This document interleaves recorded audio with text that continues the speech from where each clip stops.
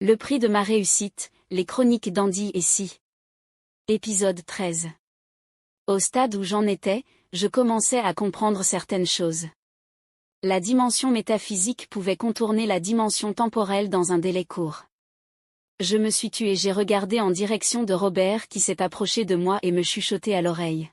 « Robert, tu n'es plus le même depuis ton retour. » « Samuel, attends. Ne me dis pas que... » « Robert, oui, je parle bien de ça. Tu as bien changé. » Je peux ressentir moi aussi. Robert avait pu percevoir que des énergies en moi avaient changé car il était lui aussi un homme métaphysique. « Robert, tu sais que tu peux faire des grandes choses maintenant et voir beaucoup de choses ? » « Samuel, quoi ? Sois plus explicite. Où veux-tu en venir ? » « Robert, regarde là devant. » Je regardais devant moi, mais je voyais juste un jeune homme qui était présent comme tous les autres et semblait attristé par la mort de ma grand-mère.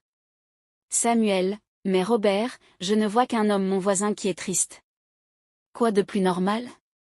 Robert, sérieusement ? Ouvre bien les yeux et regarde. Essaie de concentrer ton énergie et tu verras. Je fis comme Robert m'avait recommandé, je concentrai mon énergie pour pouvoir la canaliser. Et ce que je vis, était hors du commun. Je vis encore cette fois cet homme qui était toujours attristé, mais je vis encore plus. Sur sa tête, il y avait deux hommes qui semblaient au-dessus de lui. Ces derniers tenaient chacun un truc étrange sur leurs mains. On aurait dit des pipettes bien posées sur la tête de ce pauvre et qui servent à tirer du jus. Sauf que là, il ne s'agissait pas du jus mais du sang qu'il tirait de la tête de ce jeune homme. Oui, ces êtres étaient en train de lui vider de son sang mystiquement. Je voulus crier « Oh mon Dieu !» Mais est-ce que j'étais encore un enfant de Dieu en ce moment-là ? J'ai davantage développé ma vue pour pouvoir identifier les personnes qui suçaient le sang de ce pauvre.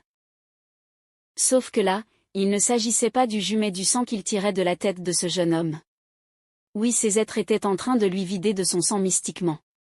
Je voulus crier « Oh mon Dieu !» Mais est-ce que j'étais encore un enfant de Dieu en ce moment-là ? J'ai davantage développé ma vue pour pouvoir identifier les personnes qui suçaient le sang de ce pauvre. Alors j'ai regardé Robert pour lui faire comprendre mon étonnement et ma curiosité.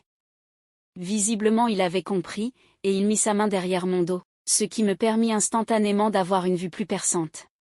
Et que vis-je ? Les monstres suceurs de sang n'étaient autres que les proches de ce dernier. Décidément l'ennemi ne venait jamais de loin. Je reconnaissais bien son cousin avec qui il vivait et son le père à son cousin. Tout était donc clair.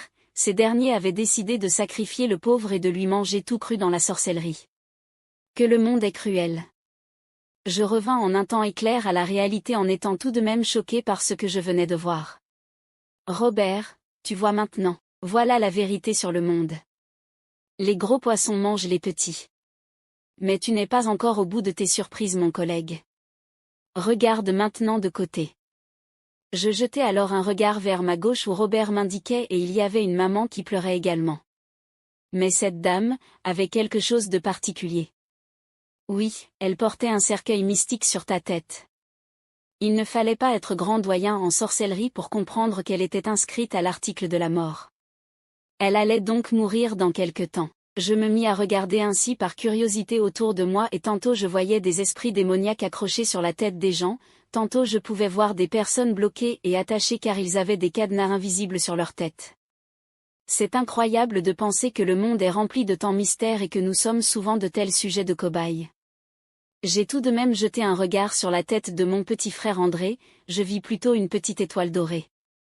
A priori je n'y prêtais pas trop attention. Au moins, il n'était pas attaché ou tué mystiquement. Je revins en moi-même et j'avais bien compris à quel point le monde peut sembler cruel. Tous ces événements se sont produits en un laps de temps aux yeux des simples humains mais pendant de très longues minutes pour nous les initier. Aussi étrange que cela puisse paraître, cela m'avait réconforté dans mes choix.